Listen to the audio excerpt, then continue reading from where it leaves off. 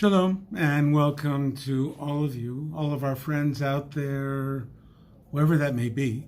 I'm here in the old city of Yerushalayim. As I promised you, we'd invite you into the shop, not only to talk, but maybe to look at a product or two. And thank you for all your wonderful comments on that last excursion into the shop. Today's the 17th day of Elul, 24th day of August. And we're approaching Rosh Hashanah. We're approaching the days of awe, and yet we're in the midst of the month of love, the month of Ani Ledodi V'Dodi Li, as we've talked about in the previous video. It's Hashem coming out and greeting us, saying, "I know you're finding it difficult to come to me. You may be frightened, but I'm inviting you." And like any father, takes us in his arms and brings us closer. And then we hit this portion, Torah portion of Kitavo, which is an awesome Torah portion. It talks about that Bikkurim, first fruits ceremony, which I've talked about in some of the articles. Powerful ceremony, actually the ceremony that teaches us all how to really understand this world, how to really find God in a world where there's plenty or at times where there's nothing. But then the Torah portion goes on to talk about, there's in chapter 26, verse 15, it says, look down from your holy dwelling from the heavens and bless your people Israel on the ground which you have given to us as you swore to our forefathers, a land flowing with milk and honey.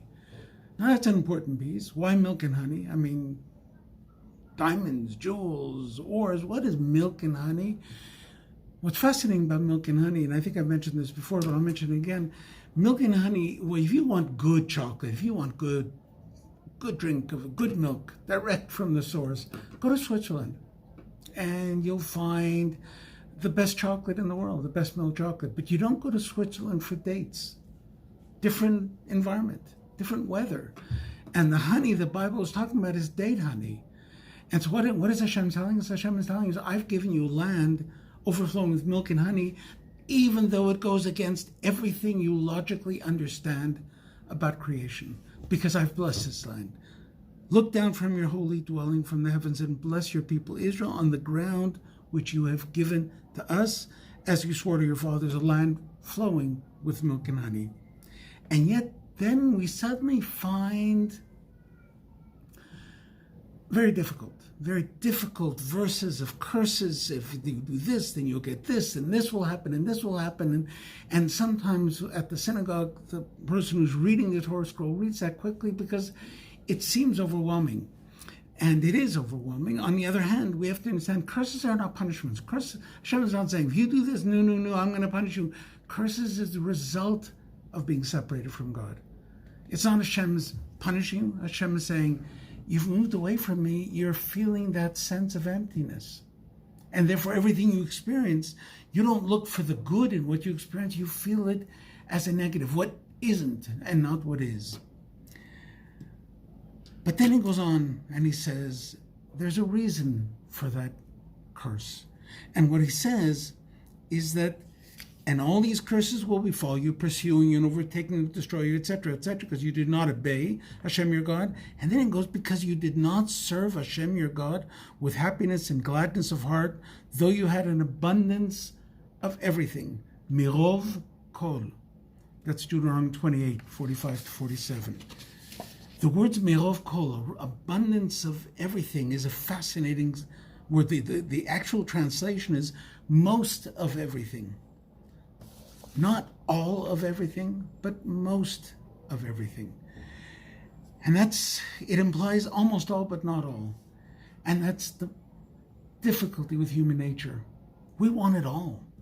We want to know that, well, if I don't have this, I need this. I've got to get that. I've got to get this. I can't be happy until I achieve what I need to achieve. And we go further and we go try, and we ruin our lives running after that thing that isn't, because we're not comfortable being thankful to God for what is. So Hashem is saying, the reason you're feeling so distant, the reason you're feeling so cursed, The reason you're not able to look at the world and bless God for what you see, not what isn't, but what is because you're on this incredible race against time to get everything, to achieve everything that you can. And Hashem is saying, just chill, look at what's around you. And that's important to know that the word to thank Hashem, to be grateful to Hashem, lehodot, comes from the word to acknowledge. When you thank somebody, you're acknowledging, I needed you. When you thank a friend, you're saying, I want to thank you for your help because I really, at that point, needed you. When you thank Hashem, you're saying, I realize how much I need you. It's not just my actions, my doing everything. It's, I needed you. And when you can acknowledge God, when you can acknowledge the things around you, when you can acknowledge your relationships with your family, when you can acknowledge the goodness in the bountiful food that you eat, in the pleasures that you've achieved in this life, then in spite of all those difficult experiences which the whole world is going through, what's going to happen is once you acknowledge it, you'll find rest. You'll find peace. You'll find that moment of joy that you're looking for. Instead of rushing to look for what isn't, look around and see what is. And that, by the way, is I think the secret to find joy in this world.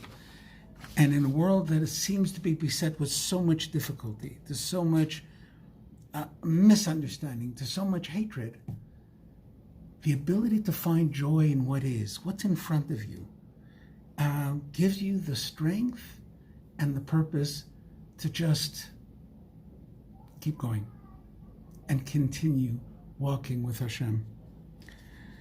So it's a short thought, a short idea, but I think it's a critical idea because we're in that period of Elul, we're in that period of Hashem, God is out there in the field. Remember, Isaac went out to the field to pray. Hashem is out there where we are. He wants us to come into his castle, that's true. He expects us to have the courage to do that, but sometimes he says, it's okay, I'm going to come to you. I want you to know that your apartment, your home, your relationships, your family, that's where I want to come and visit you. Understand how bountiful, filled with blessing those things are. And when you do that, you're going to find yourself with much more joy, much more contentment, and much more life, which is what we're looking for. I promised also that we would look at an item because that's our simple way of trying to continue what we're trying to do in the shop. So bear with me. I'm just going to take the camera down a little bit and switch it to here.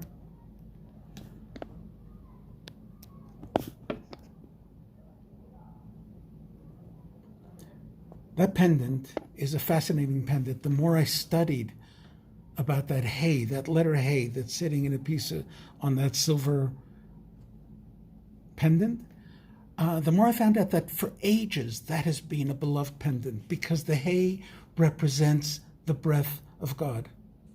Avram became Avraham. Sarai became Sarah when they were blessed with that letter hay, because that letter hay represents God's breath, and the whole world exists because of God's breath. In the beginning, what do we learn? And Hashem God formed man of the dust from the ground, and he breathed into his nostrils a soul of life, and man became a living soul. Vayitzer Hashem Elokim et Adam, afar min adama vayipach ba'apav nishmat chaim. That breath was not a one-time event. If I want to blow into a balloon and fill it up with air, I blow in the balloon, I tie up the balloon. But if I want to blow in the balloon, leave the air inside the balloon, and continue to have that breath inside of me, that can only happen if God doesn't stop breathing into us. And that's the secret of our life.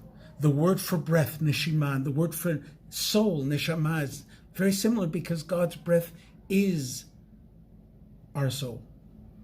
And when we acknowledge that, we acknowledge the breath in prayer, in words we sing, in the songs we sing. That breath is the essence of feeling God within us. So if any of you are interested, that piece, we've been very excited because we created it, and it's sold very, very well. I won't bother you with the connection. I'll add it on to a link later on. But one of the secrets to happiness I read somewhere in an article, and I found it so interesting, is to learn how to breathe.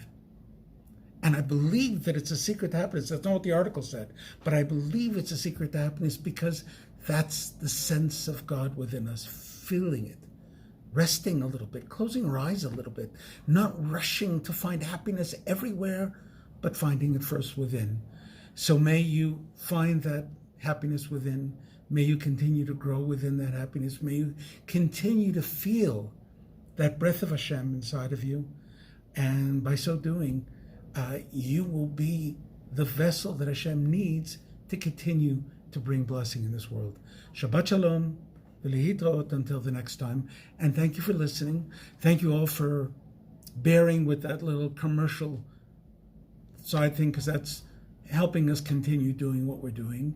And we're still in the store waiting for you to come and visit. So we wait for you here, but we'll continue our conversations. Shabbat Shalom, v'lehitraot.